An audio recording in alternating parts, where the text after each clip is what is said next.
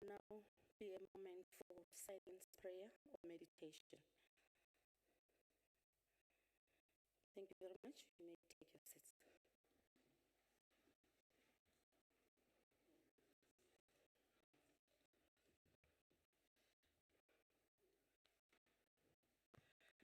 Honourable members, may we take this moment and welcome Honourable Mokai after the incident he had back home.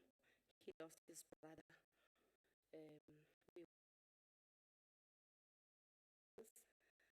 And as the NCOP, may you be comforted and as well as your family. And we hope God gives you strength so that you can pull through this difficult time. Honourable members, may I once again take this opportunity to remind you about the rules of this House, in particular Rule 103 that shall apply in this sitting. And in accordance with the Council Rule 229 Sub Rule 1, there will be no notices of motion or motions without notice. Before I proceed to the question, I would like to take this opportunity to welcome our Deputy President, as well as all the officials that are accompanying him. We do have the Council as well in our midst, Honourable Siweya. You are all welcome. The SALGA representatives, the MECs, and the provincial delegates that have joined in through the virtual platform. And I would also like to remind the Deputy President that for each question you have 5 minutes to respond to, and you're also being allocated 4 minutes for each supplementary question that is posed by honourable members. Having said that, I now call upon the Deputy President to respond to question number 13, which is asked by Honourable Muimang. You may take the podium, Honourable Deputy President.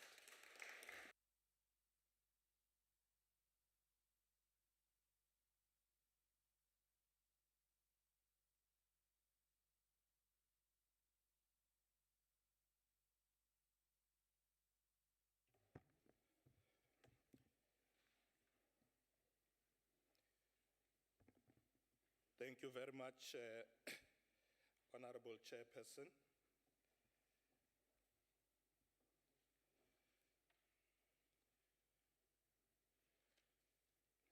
I want to thank the Honourable Chief Whip, Honourable Maimang, for bringing up this issue of coordinated three-sphere planning to address the collapse of service delivery through the implementation of the district development model. Honourable Chairperson, allow me to provide a response that would demonstrate our approach to the implementation of the DDM by employing the whole of government approach to addressing difficulties related to service delivery. On the 6th of June this year, we launched the Clean Cities campaign, Cities and Towns campaign, and we did this in Kliptown in Soweto in collaboration with SALGA, Gauteng Provincial Government, the Department of Cooperative Governments and Traditional Affairs, Department of Environment, and of course the City of Johannesburg. The Clean Cities and Towns campaign connects with the DDM by implementing the DDM's concept of collaboration and integrated service delivery. It is a nationwide initiative aimed at fostering cleaner, greener, and more inclusive urban spaces, whilst advancing sustainability, equality, and solidarity amongst all citizens. This campaign provides us with an opportunity to interact with communities at local level as part of our efforts to address service delivery challenges, utilizing a whole of government approach. Honorable Chairperson, since the launch of this campaign, we have visited Mangaung Metro in the Free State, Moretele local municipality in the northwest. We have also conducted an oversight visit in the Western Cape's Overberg district to advance our land reform program and promote community development. On the 6th of September, I requested Minister Patricia de Lille in her capacity as the DDM champion in the Western Cape to lead the Clean Cities and Towns campaign at Zwelihle Township in Overstrand local municipality. Through the participation of relevant national ministers, deputy ministers, premiers, MECs, and all DDM champions, in the Clean Cities and Towns campaign, we can pull together all relevant stakeholders to report on progress whilst we interact with communities to understand their service delivery challenges. We encourage municipalities and cities themselves all over the county to conduct their own cleaning campaigns, promote citizen participation, and partner with local business to address community concerns while promoting cleaner, safer, and healthier environment. In addition, on the 19th August, I visited the Eastern Cape where I had engagement with His Majesty King Ndlovulenizwe Ndamase of Amampondo Asenyande. This forms part of our government holistic approach to service delivery that is inclusive, culturally sensitive, and responsive to the diverse needs of our communities. Lastly, Honorable Chairperson, on the 18th of September, together with Minister of Public Works, I will have an opportunity to engage with their MINMEC. The focus on reforming the local government funding revenue, collected model, professional municipal management, and enforcing minimum competency requires for senior officials will be the matter that we focus on. By utilizing this approach, we will continue to bring together all spheres of government to strengthen collaborative and localized planning to address service delivery challenges. I thank you, Honorable Chairperson. Thank you, Chairperson of the National Council of Province, and greetings to yourself and also esteemed members and our esteemed Deputy President. Let me start by appreciating the detailed response that the Deputy President has given. And indeed, the response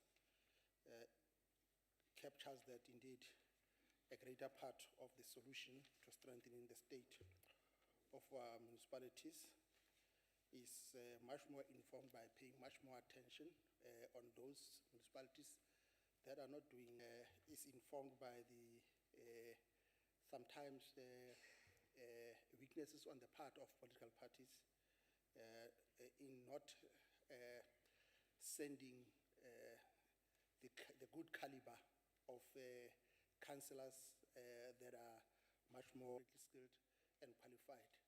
And I'm happy to indicate to the Deputy President that this House, this coming week, we will be having our local government week in the province of Western Cape as part and parcel of buttressing the effort that the Deputy President is leading. Thank you, Chair. Thank you very much, Honorable Muimang. Over to you, Deputy President. Thank you very much, Honorable Muimang. Indeed, the success of the district development model requires collaboration, coordination by all three spheres of government, particularly in the period where most of municipalities have coalition governments. It's important that we strengthen this coordinated approach. Honorable Muimang, you'll recall that in 2023, I called various players from national, provincial and local government to discuss how best we can work together to ensure a coordinated approach to service delivery. We know that in the national government, we'll have programs in a particular province, but not coordinated.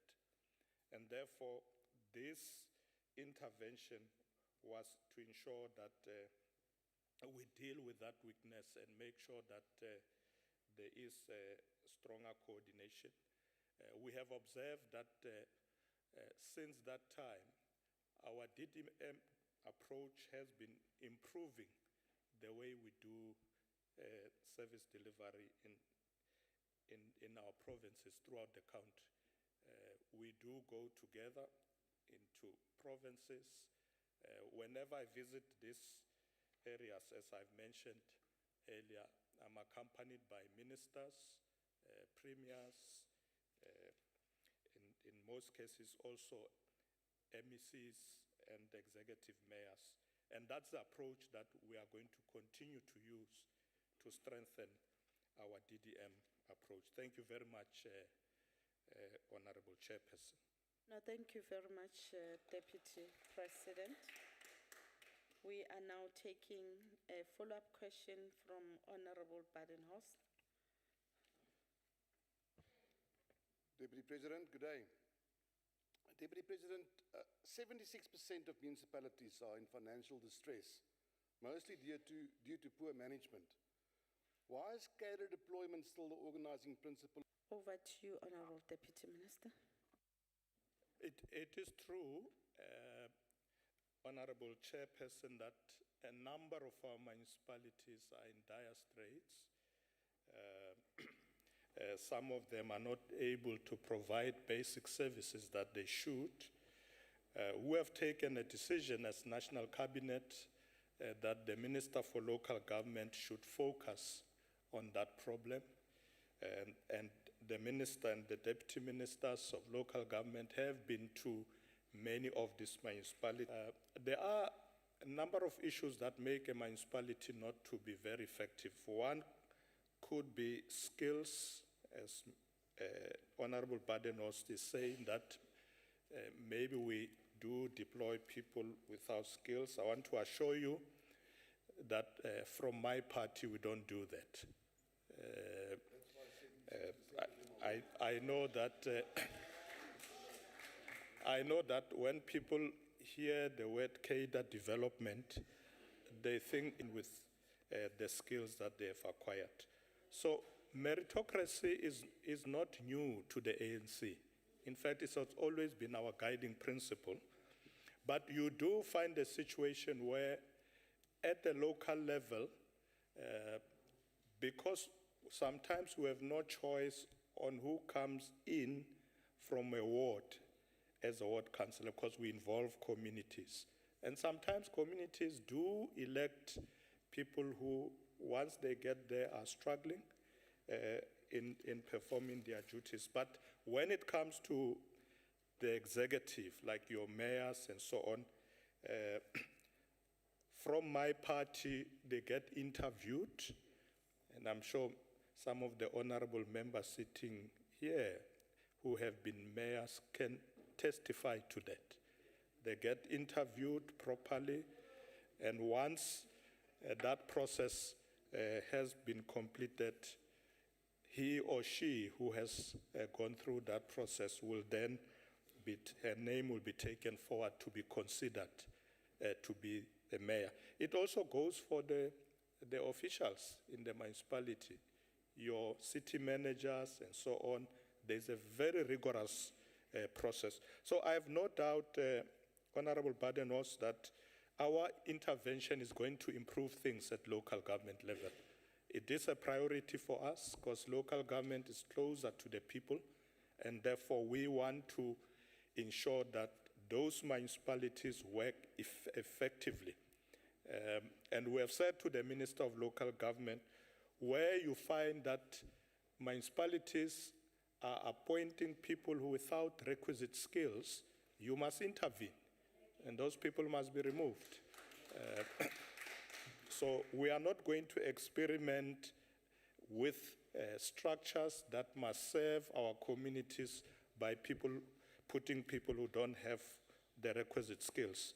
So rest assured that the intervention is there and it is working. Thank you very much, Honorable Chairperson.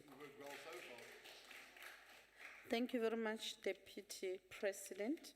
We're now proceeding to the next follow-up question, which shall be asked by Honorable Siwisa, EFF.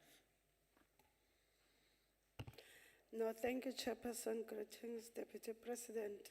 Deputy President, the main reason why there is a collapse in service delivery is due to lack of proper coordination between the three spheres, which has led to a duplication of work, inefficient use of resources, and left a loophole for the lack of accountability. This model was introduced in the sixth administration, and since its introduction, there have been more cases of corruption and collapse of municipalities. Were they taken into consideration? Why was there no proper coordination from the beginning between the three spheres, and what was the purpose of introducing the district development model? Thank you very much.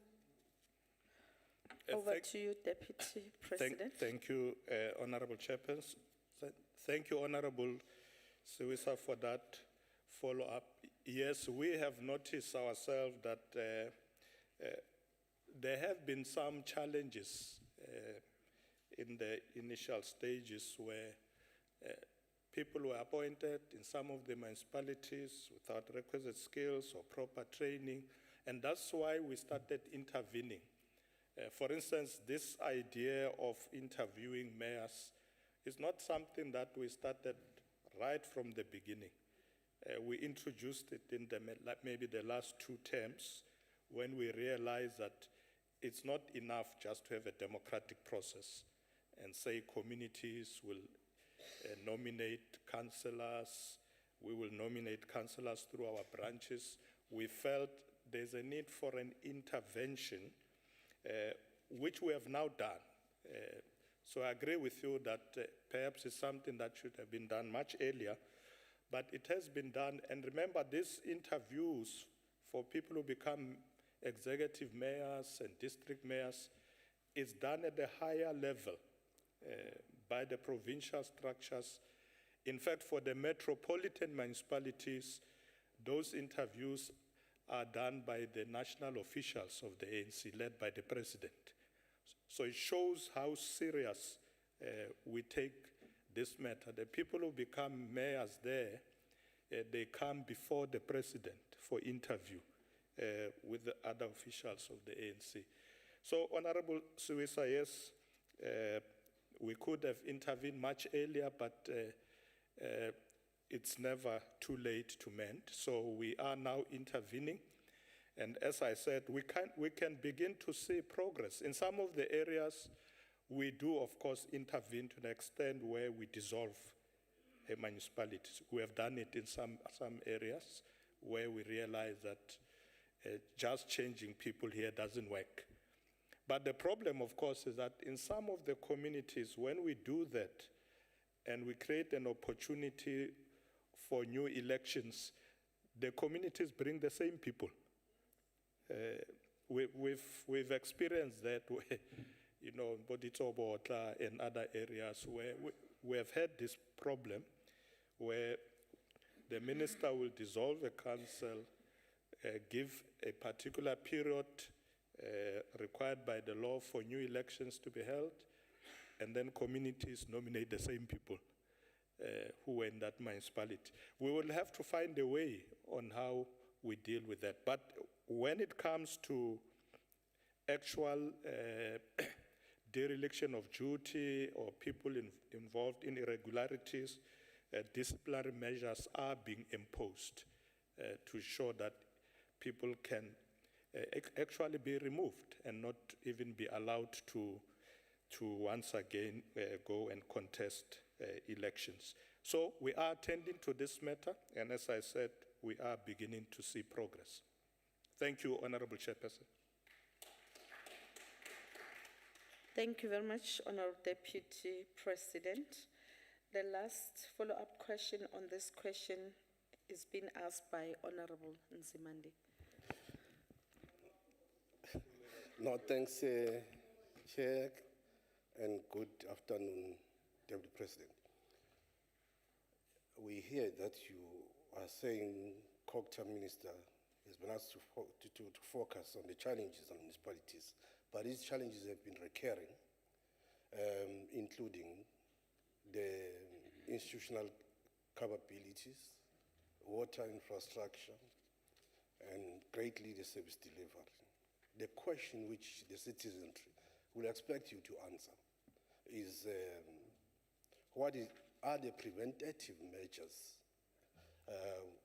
or different interventions not previously tested that the government will apply to address these challenges? And if they exist, why such were not built in or find expression in the plans that were submitted in this August House? Because COGTA Minister also indicated that through the budget vote that the amount given to them, it's insufficient for them to deal with all these challenges. Thank you.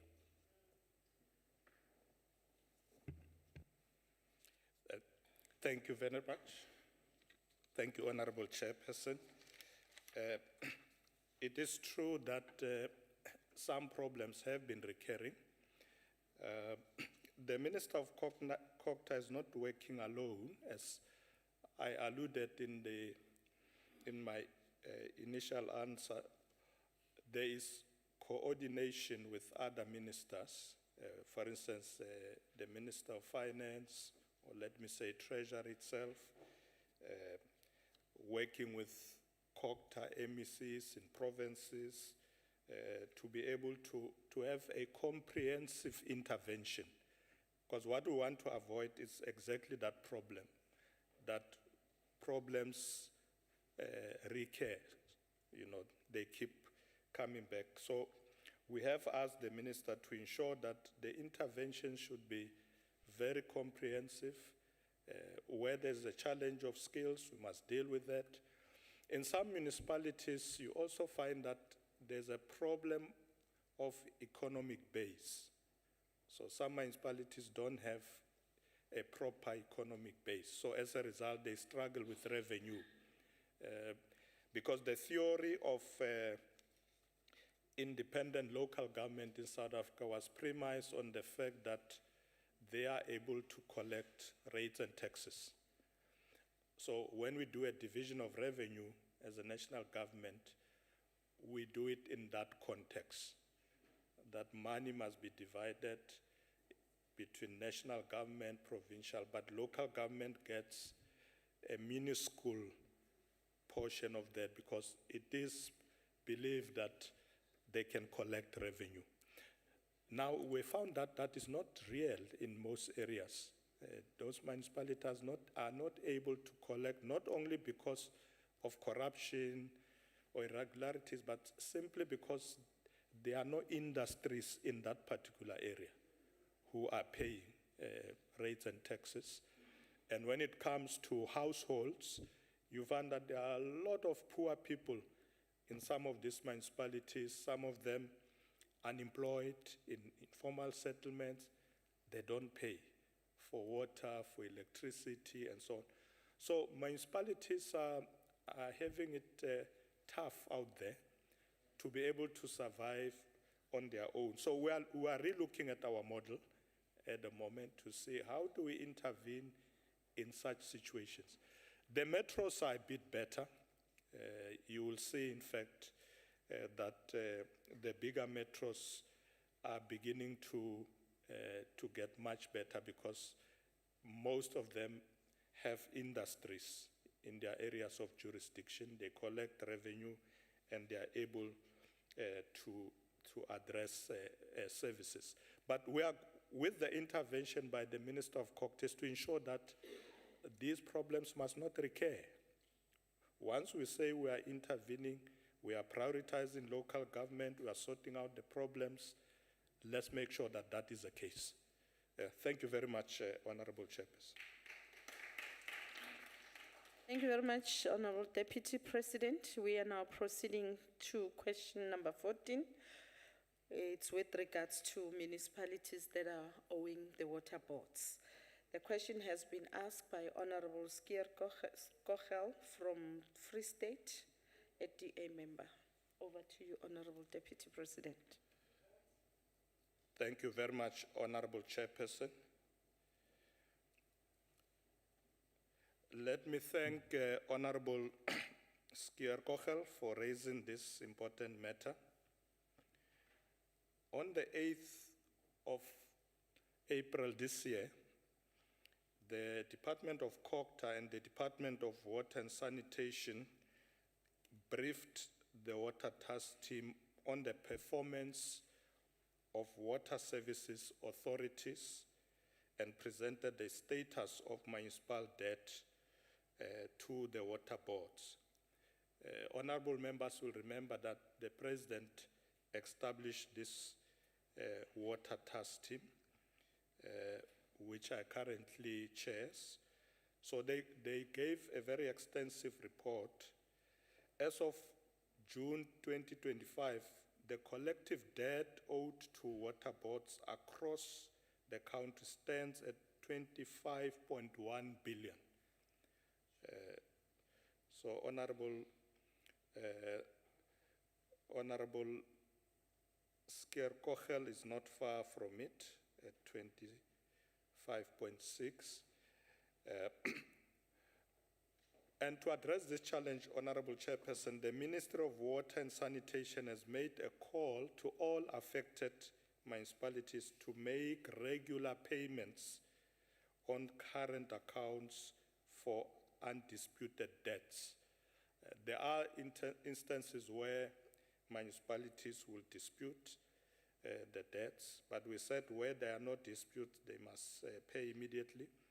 But also they must ring-fence those disputed amounts so they can then be looked at.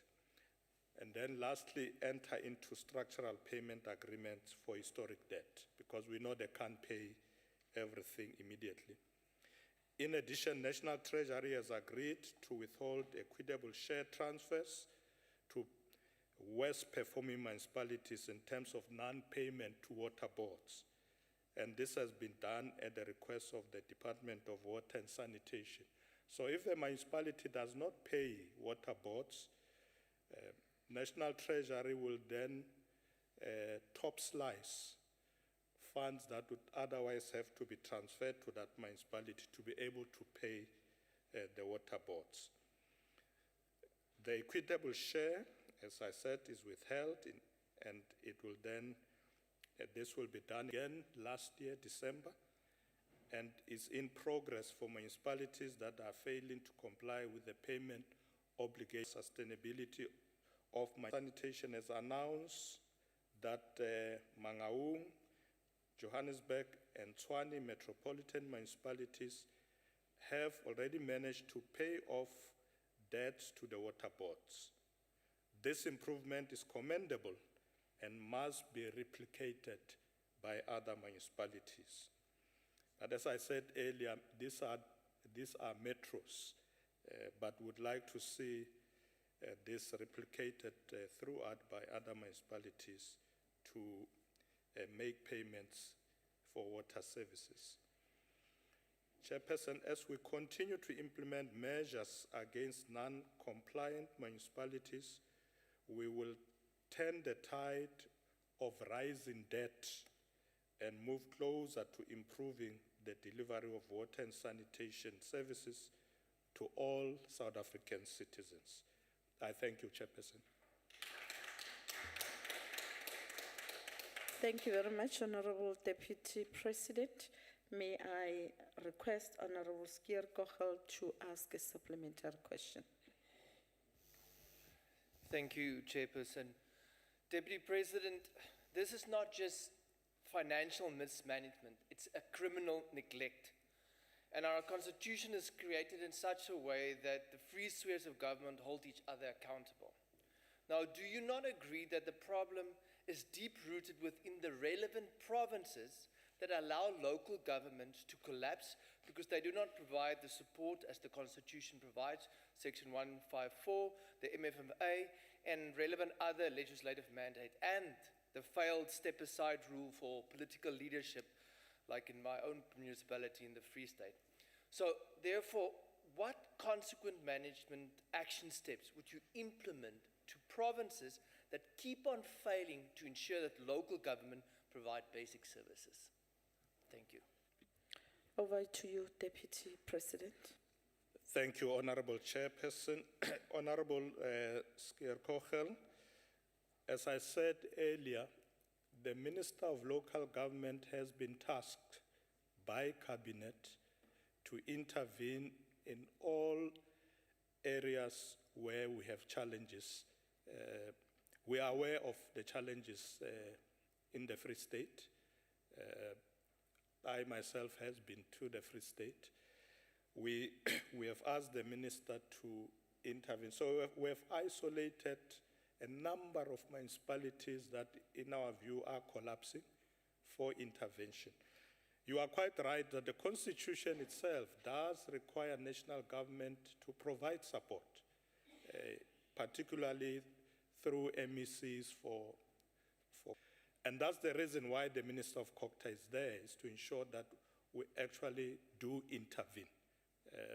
Because give a comprehensive report on the measures that they are implementing. They have been to many areas in the country already. So it's something that is already happening. So we don't want to come back here and you say we have neglected to intervene. We are intervening. And I'm sure next time to ensure that all our municipalities are actually running efficiently, providing services efficiently, and making sure that we serve our communities well. So we are intervening. Thank you, Chairperson. Please, from the ANC. Thank you, Chairperson. Through you, Chairperson. Deputy President, the mounting municipal debt that is owed to water boards, coupled with poor financial management systems, severely impacts the financial stability. Has the national government looked at engaging with municipal officials, premiers, and MECs to COCTA and finance to secure firm commitments to address the municipal debt to water boards, and also devise new financial payment systems to improve their revenue collection capacity? I thank you, Chair. Thank you, Honourable Member. Over to you, Deputy President. Thank you, Honourable Chairperson. Honourable Finis, yes, that has been done. The Minister of Water and Sanitation has already met with most of these municipalities. So those discussions are taking off. Of course, we've also found out, Honourable Finney, that one of the challenges in the municipalities when it comes to water is also a problem of leakages, what we call non-revenue water. In fact, if you talk to the Minister of Water and Sanitation, she'll tell you that we don't have a challenge with bulk water supply. The biggest challenge is reticulation. And it's because of those problems. Yes, some of them in the previous years could have been because of the problem of poor financial management, but there's also a reality that municipalities lose water to the extent they make do. That's where we came up with this idea with Treasury that we will top slice their budget so that we don't bankrupt the water services boards. So those interventions are happening and are going to be closely monitored. There will be a regular report to Cabinet by the Ministers of COCTA and Water and Sanitation to ensure that Cabinet can see what improvements are we making with regard to water, because water is very critical for development and we want to make sure it's not wasted through leakages because of not fixing infrastructure. But financial management, yes, we are also improving on that. We've asked the Minister of COGTA to ensure that municipalities should appoint people who have the skills to manage these facilities and make sure that payments are made regularly for water services. Thank you very much, Chairperson. Thank you very much, Deputy President. I'm now inviting Honorable Keza to ask a follow-up question to the Deputy President. Thank you very much, Chairperson. Deputy President, we are quite appalled by the debt owed by municipalities to South African Water Board, as the debt poses a risk to critical services to communities. As the EFF, we are of the firm belief that the non-payment of debt by municipalities is yet another coordinated attempt to collapse state capacity to provide water, in order to allow the private sector to intervene under the guise of preventing a crisis. Essentially, it seems as though the private sector and Treasury are orchestrating the water crisis in South Africa at the expense of the ordinary citizens. What immediate measures or accountability frameworks have you put in place to recover the debt owed to water boards across South Africa, which does not include the use of punitive measures such as cutting budget allocations to municipalities? Thank you very much. Thank you, Honorable Keza. Over to you, Honorable Deputy Minister. Thank you very much, Honorable Chairperson. The Honorable Keza, some of the interventions I meant earlier, I meant exactly to do that. We don't want to be punitive, but where we realize that municipalities are not paying water boards and yet they are collecting revenue, that's where that measure is being used to topslice their budget.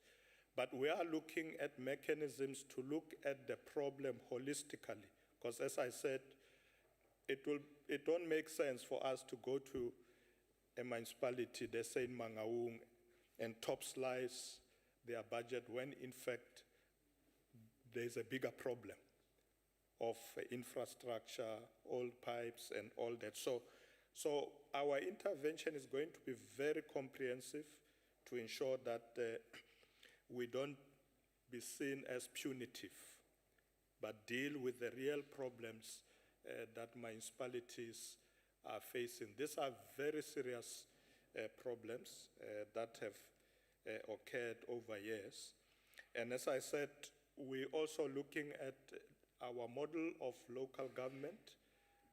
In the past, there's been an argument that we need to have many municipalities so that they are closer to communities. But sometimes if you look at it, you'll find that you don't actually need to go that route. You can club some of municipalities together, particularly the smaller ones, so that you give them capacity to be able to work together to have the capacity to intervene with resources. So yes, we will look into that to ensure that people are not punished unduly by ensuring that we are holistic in our intervention when dealing with this challenge. Thank you, Honorable Chairperson. Thank you very much, Honorable Deputy President. The last follow-up question on this question is being asked by Honorable Peter. Over to you, then. Evening, Honorable Deputy President. The Amatola Water Board, which supply bulk water to most municipalities in the Eastern Cape, is on the brink of collapse. It failures and mirrors the national crisis of 25.6 billion owned by municipalities to water boards. When I raised this question on water collapse in Kwamakoma and Makhanda on the 29 May 2025, when you were last at this House, Honorable Deputy President, you took to push for urgent intervention through the relevant minister and your team in the Presidency.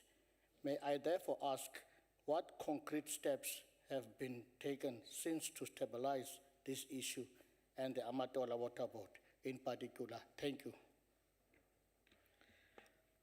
Over to you, Honorable Deputy President.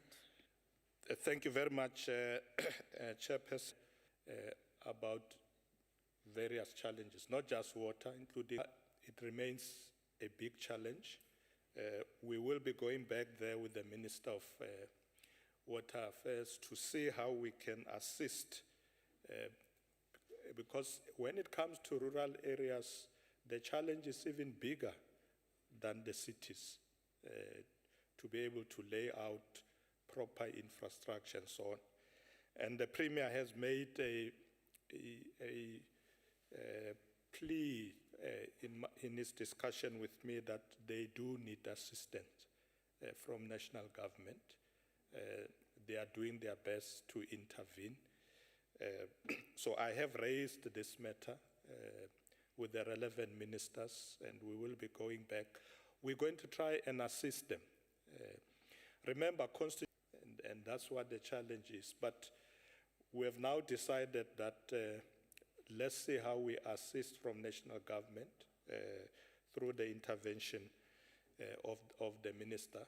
We have pushed now for bulk water to reach all areas, but reticulation remains a challenge. I will follow up this matter again with the Premier, and we'll be able to give you a detailed report. Thank you, Chairperson. Thank you very much, Deputy President. We are now proceeding, Honorable Delegates, to question number 15 that has been asked by Honorable Mulukume to the Deputy President with regards to the recently released Stats SA report that spoke about the increased unemployment rate. Over to you, Deputy President. Thank you, Honorable Chairperson. Honorable Mulukume, the rate of unemployment in our country is indeed a concern to all of us. As such, government is currently implementing several collaborative initiatives, particularly to address youth unemployment by improving labor market function through skills. Furthermore, government is utilizing labor-intensive programs like the Expanded Public Works Program, EPWP, also public employment programs, PEPs, and community work programs, CWP. This is to ensure that we provide temporary employment and income support, especially to unemployed young people in sectors like infrastructure, environment, and social services. To this end, Cabinet approved Phase 5 of the Expanded Public Works Program. This was done in February last year, which aims to create 5 million work opportunities between April 2024 to March 2029, with an estimated budget projected to be 178 billion rand in that period of 5 years.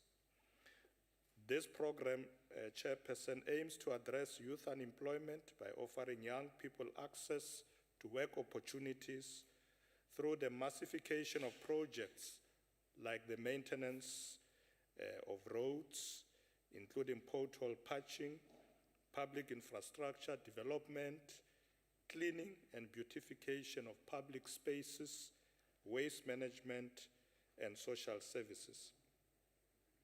Honorable Chairperson, through the Human Resource Development Council, the HRDC, which I lead, government is collaborating with sources include business. Through the National Skills Development Plan and the National Skills Fund, government is collaborating with these social partners, as I've mentioned, but also we bring in educational institutions to equip youth and particularly marginalized groups with market-relevant skills and facilitate job initiatives.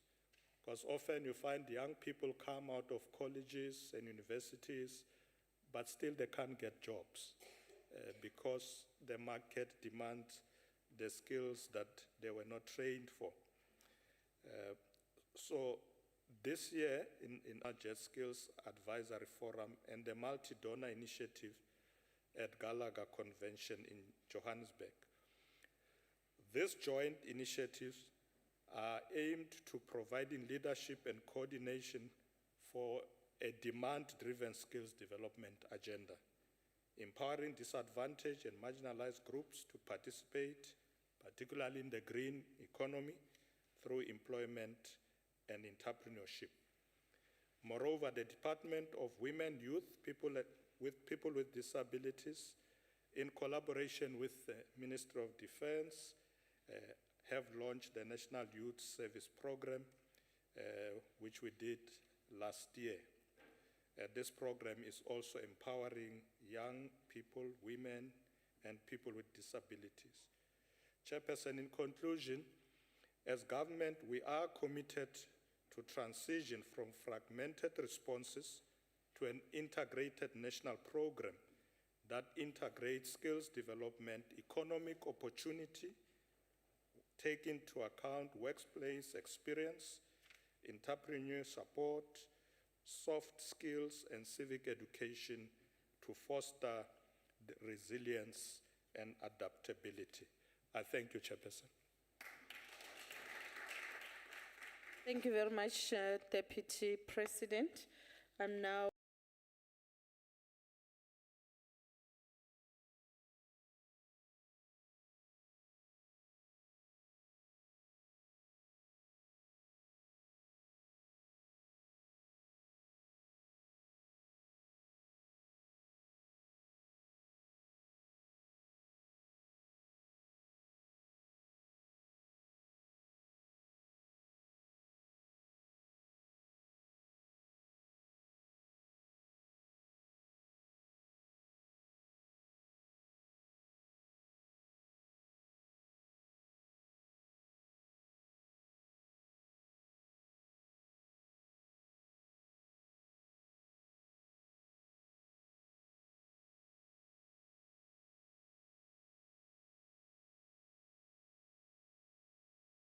DPs, has the government undertaken a comprehensive audit of the performance of all youth entrepreneurship programs in the country, and whether the government would establish a mechanism to coordinate the various public and private sector youth empowerment and also the entrepreneurship programs?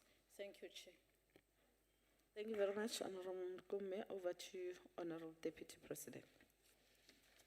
Thank you, Honorable Chairperson. Thank you, Honorable Mlukume. Yes, indeed, we are integrating our programs.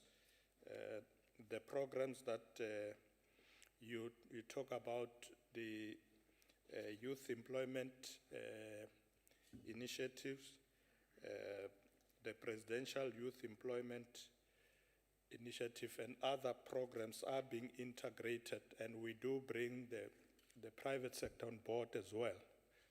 We drive some of them, of course, from the Presidency, and you can see that our biggest focus is on young people.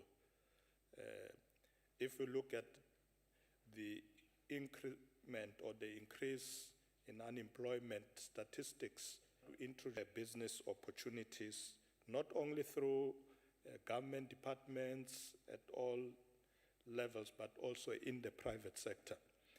So yes, we are integrating, pulling this together, and we work very well with young people. Some of these programs are run by young people themselves. If you go and see the Presidential Youth Employment Initiative, opportunities to various initiatives, what we're trying to do is to instill in our young people that they must not have a mentality of the past. You know, you all remember, honorable members in the past would wake up, it is your market, we're all going to look for jobs. We want young people to be the creators of employment. That's what we want them to do. So by equipping them with skills, and particularly entrepreneurial skills, they are able to employ other young people as well. And I think we must do more of that, where our young people must not be like us. You know, when people wake up every day and go and wait, looking for jobs, they must be assisted to be creative and come up with initiatives that will help us in addressing this big challenge of youth unemployment. So my answer is yes, we are integrating this initiative. Thank you very much, Chairperson. Thank you very much, Deputy President. I'm now inviting Honorable Swart to make a follow-up question. Honourable Chairperson, and good afternoon, Deputy President. With the high rate of unemployment at 33.2%, the country is past due for a review of the failed policies of your party over the past 30 years. Why does government persist with job-killing policies like BBBE and bargaining council restrictions when the DA has shown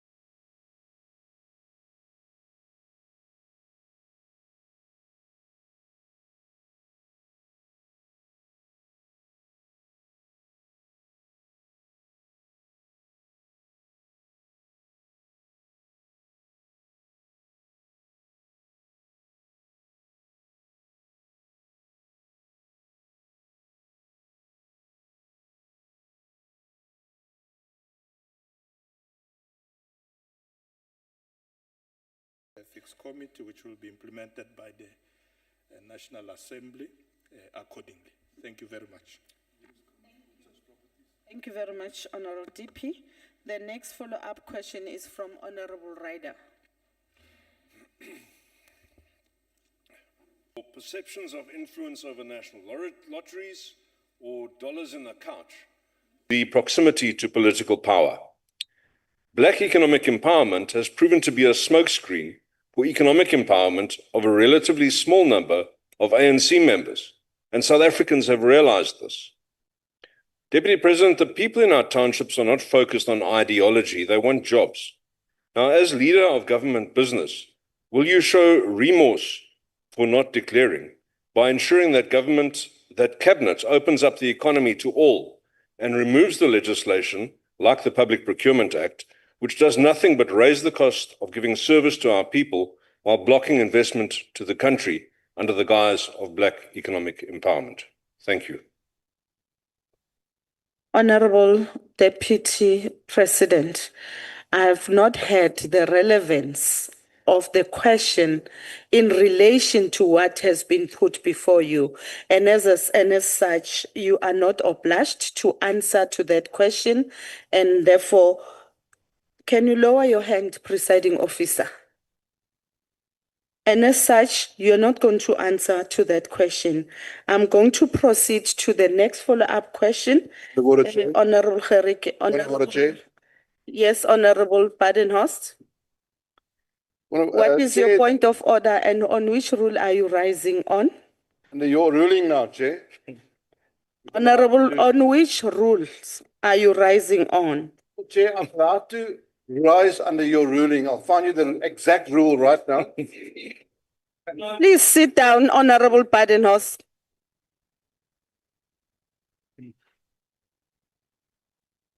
Honorable Gerike, you are the next one to ask the... Honorable Chair, I'm rising under Rule 69.5. Can you sit down? I didn't note you, Honorable Badenhorst. Can you please hold the decorum of the House? I've made a ruling and...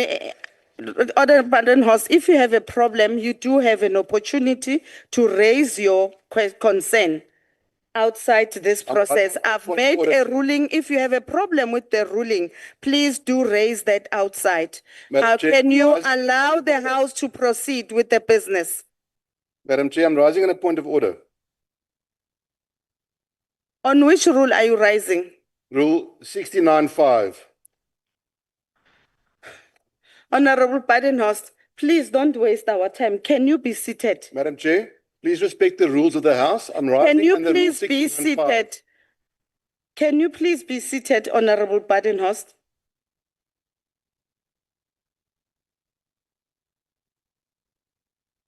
Rule 69.5. Honorable Address Badenhorst. presiding officer on a point of order. Honorable Badenhorst, Sir? Honorable Badenhorst, can you please take your seat? Honorable Nonkonyan.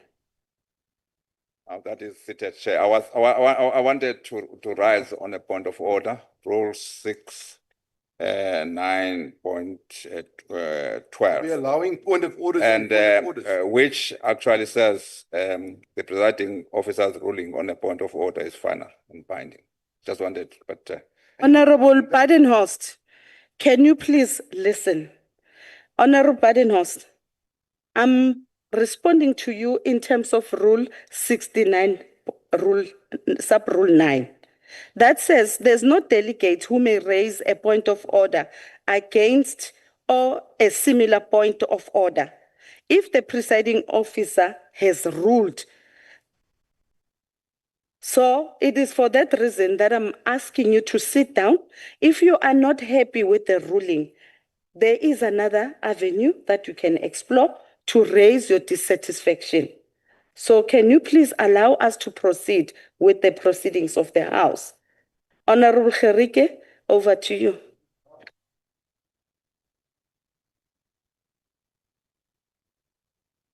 Honorable Gerike. Yes, thank you, Chairperson. Deputy President, the declaration of interest for members of Parliament and the Executive is a legal requirement and ethically correct. Firstly, hold public office bearers accountable, and secondly, to win the trust of the general public. Your declaration of interest was somewhat confusing and sparked a lot of debate and speculation even in the media. You have attempted to clear the air, Deputy President. The question is, does it bring the issue to an end? Or is there still something that you need to share with the country in this regard? Thank you very much. Honorable Deputy President, you may respond. Thank you very much, Honorable Gerike. The matter has been brought to conclusion. I don't know what I need to share with the country. Everybody knows where I live. I've declared everything around me. I don't have smaller nyana skeletons that I have to share with anybody. My life is as transparent as it is. And that's what I wrote in my declaration. This is where I live. This is how the house is owned. And I didn't say it for the first time. I said it last year. I still live where I was living last year. So my declaration could not have changed. Somebody tried to change it in the media. You know, when members of parliament are guided by the media, like News 24, you're going to falter because you read these funny things and it becomes your program. And you come and ask me questions based on articles of News 24. It's completely out of order. No, listen to me. You read News 24 and come and ask me questions. Hang on, Honorable Deputy President. Honorable Gerike, you asked the question. Deputy President has afforded you an opportunity to ask him and he listened to you. Now he's responding to your question. You are responding back. That is against the rules of the House. Can you afford him an opportunity to respond to your question? If you are not happy with the response, there will be another opportunity given to you to ask the question. And you can't speak back to the presiding officer. Chairperson. Over to you, Honorable Mananiso. On which rule are you rising on? Thank you, Chairperson. On Rule 47, that says that delegates may not confess aloud. So I want you to actually rule on that. We are tired of what Honorable Gerike is doing. Thank you. The order is sustained, Honorable Mananiso. Over to you, Honorable Deputy President. Yes, Honorable Chairperson, let me conclude. The point I was making is that it is a journalist who wrote a story that he's now following up, that I wrote in my declaration that I own a house that I don't own. I mean, how foolish can I be? Ownership of property is something that is on record. You can go to the registers of properties, you'll find which properties I own. So what on earth will make me go to my declaration and say, I live in this house, last year I said I don't own it, now I own it. If I own it, there will be a record that shows I'm the owner of that property. And honorable member knows the truth. But they listen to journalists who work with them to come and ask us questions here that are funny. Yes.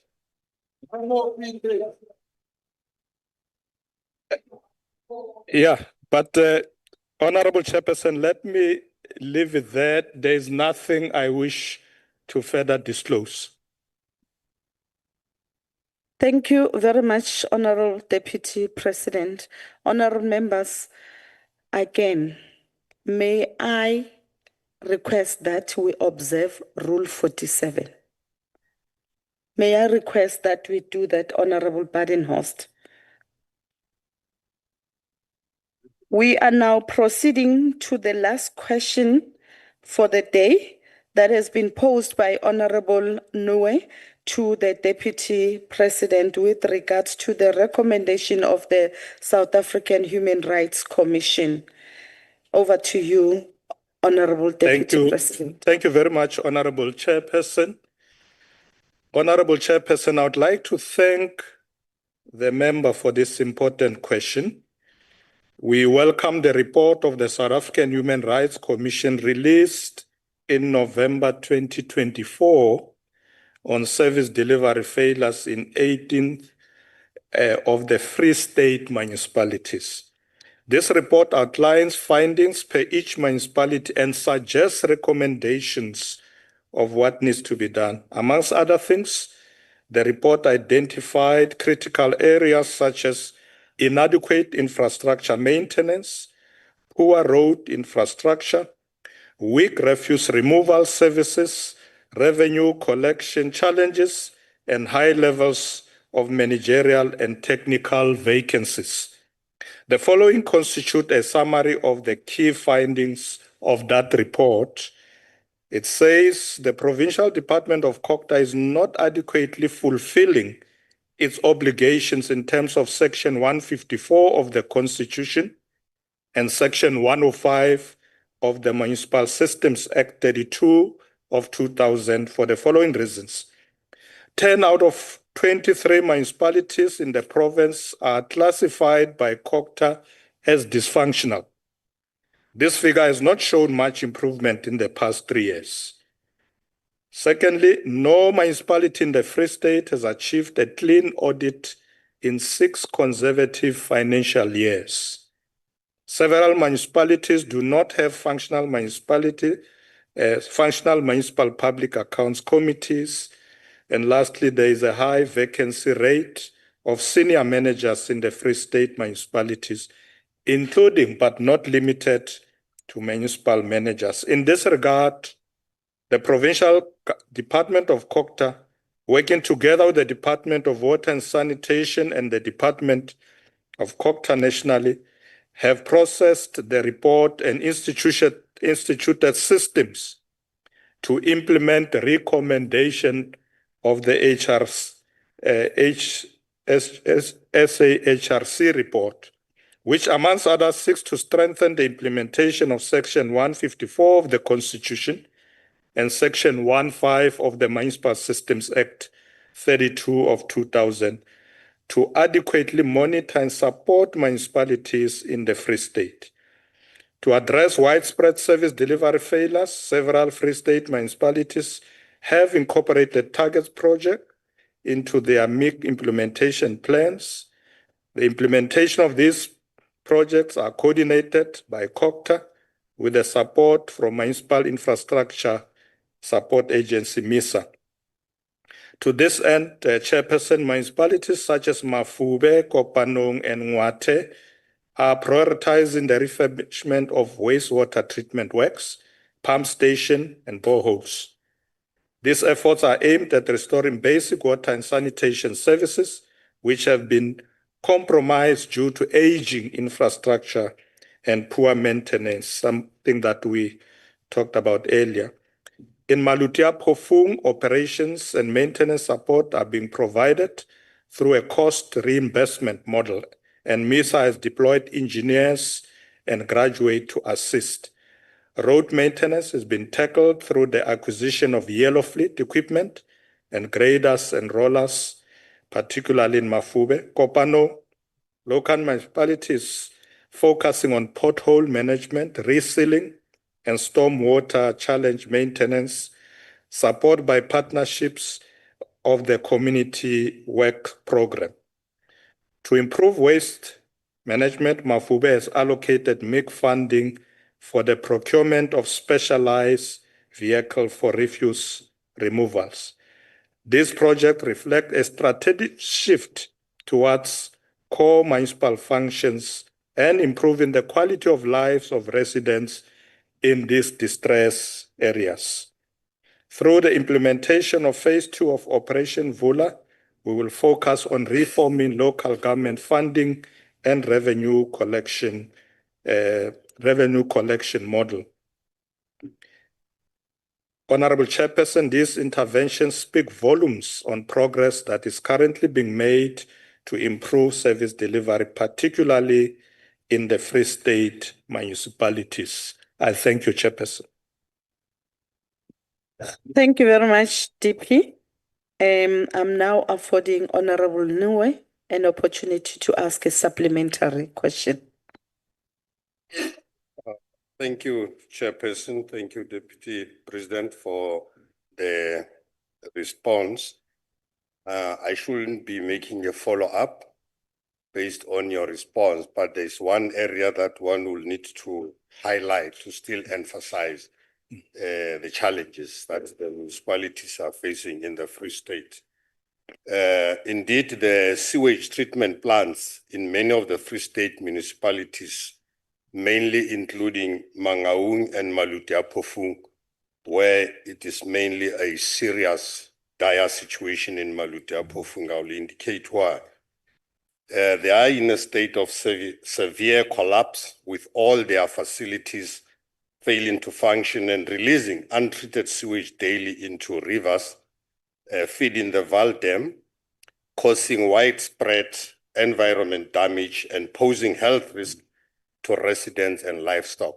Just on Maluti-Apofung briefly, Deputy President, as we speak, because of the challenge, I think the engineers, they haven't as yet got there what they're supposed to be doing in supporting that municipality.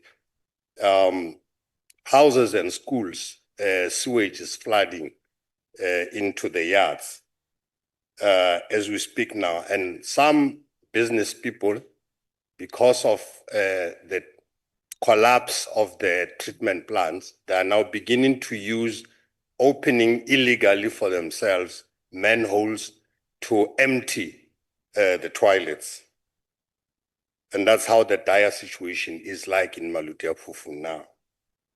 And therefore, Deputy President, what are the specific interventions that the government is implementing, specifically in the above-mentioned municipalities, that is the 13 plants also that includes Mangaung, to salvage the water infrastructure in municipalities in the Free State to Honorable Nwe, and strengthen can you take your seat?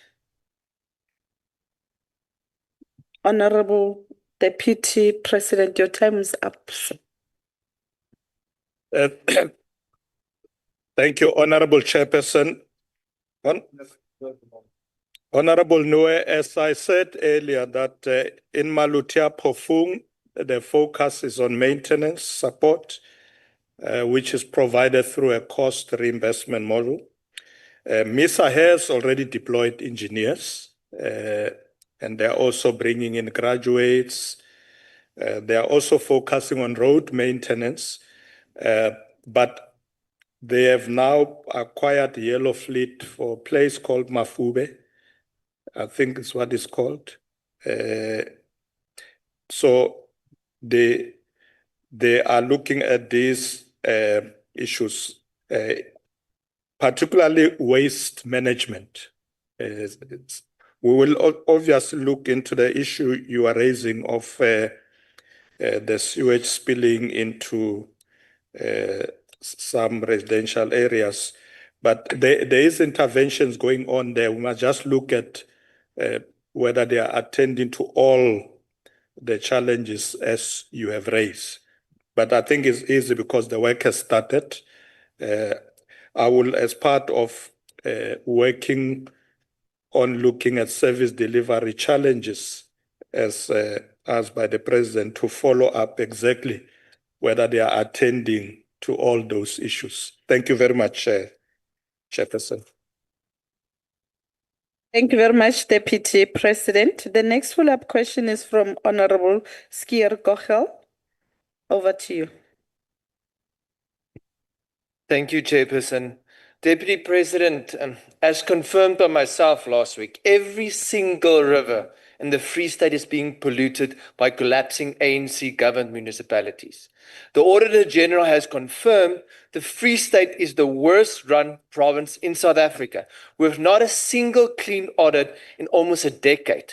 ghost budgets illegally approved, and billions in infrastructure grants returned unspent. Would you not agree that, and even President Ramaphosa conceded in this House, the situation warrants Section 101A interventions, forcing the Free State Executive to account for why it has failed to ensure even the most basic services? And why should residents continue to suffer under what municipalities call themselves and admit special collapse if they refuse to apply constitutional remedy of direct intervention? Thank you. Thank you very much, Honorable Skierkochel. Over to you, DP.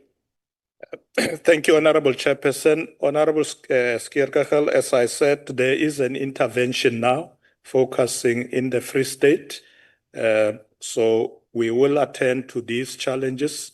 The Minister of COGTA will bring a report to Cabinet in terms of progress we are making, but we are intervening, particularly in the Free State. As I said earlier in my statement, that many of those municipalities have been identified as dysfunctional, and therefore we need to intervene. We are doing exactly that. Thank you, Chairperson. Thank you very much, DP. The next question is from Honorable Machobeni.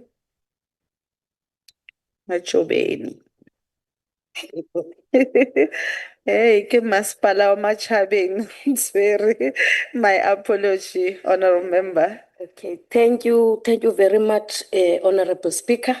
Greetings to the Deputy President. Deputy President, you've answered my question, but you said there are interventions that are going on in that municipality. I would love to know what will be the time frame, because we cannot run away that service delivery in the Free State is in a state of collapse. And also, I just want to know what measures have you put in place to hold those municipal managers and politicians who ignored the recommendation to account. Thank you very much. Thank you very much, Honorable Machobeni. Yes. Over to you, Honorable DP. Thank you, Chairperson. Thank you, Honorable Machobeni, for the follow-up. The report by Minister of COGTA will cover those issues because it is coming to Cabinet. But we have agreed that where individuals are identified to be a problem, whether it's municipal manager or a manager of any entity, there will be interventions to ensure that such individuals are dealt with. So the approach of Cabinet is that let's rescue these municipalities for the sake of the people, make sure that even the people who are deployed or appointed in those particular institutions are people who can do the work properly. So I think you will get this report once the minister has completed. It might take a bit of time, as you say, what is the time frame? The minister, as I said, has been hard at work, and I'm sure we will get a report in the next cycle of Cabinet, in the next 2 months, to see what is happening. But we know that it is urgent that we deal with that challenge in the Free State. Thank you very much, Honorable Chairperson. Thank you very much, DP. The last question, a follow-up question on this question is from Honorable Briet. Thank you, Chairperson. I hope I am clear. Honorable DP, I'm really quite disappointed in terms of your answer to this report and the question, specifically taking into account that I know you have staff who are free staters in, as they say in Afrikaans, Murgenbeen, and I was hoping that the dire situation could have been explained to you better. The SAHRC's findings were not new or unexpected. They are in fact just confirmations of the atrocious living and working conditions that the Free Staters have to face on a daily basis. Chairperson and Honourable DP, I hear you are saying that the municipalities have interventions, but your predecessor, Honourable DP, had already declared municipalities like Mangaung, Maluti-Apufong, Machabeng and Mukaka service delivery hotspots. And the sad reality is that these municipalities are worse off since they were declared hotspots. Some have even been put under administration. My question to you is, Honourable DP, seeing that these interventions from your office or your predecessor's office did not work, what are you going to ensure that they work, and will you implement consequence management to see that the people responsible for this neglect is taken to book? I thank you. Over to you, DP. Thank you very much, Honorable Chairperson. We have already accepted that there are challenges in the Free State. As I said, Honorable Chairperson, that we have identified municipalities that are dysfunctional, what they are not doing, what they should be doing. So we are intervening. I've already indicated what we're doing in Malutia Pofung, where we're dealing with issues of maintenance, issues of making sure we have engineers in those areas to deal with all challenges. Road maintenance has been tackled. They have acquired yellow fleets. So all these things, Honorable Member, are being done as we speak. So it's not a wish list that we think of. We are already there doing these things. And you will get a report. I know that there are many who are saying, what are you doing with people who are not doing their work and people who are involved in irregularities? I already said that once that is identified, we will act. The minister has a clear mandate on that, working with COPTA and the province.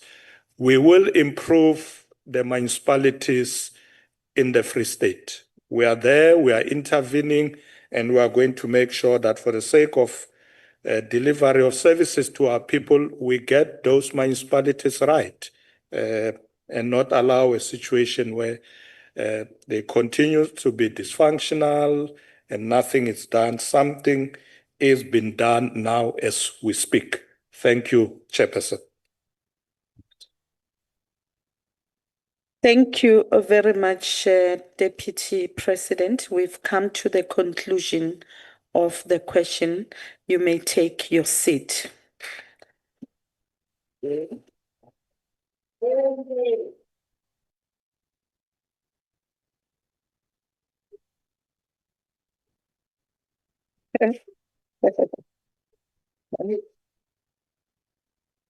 Having said that, Deputy President, we want to take this opportunity and thank you for being part of this House, both in your capacity as the leader of business government and as well as the Deputy President of the Republic of South Africa.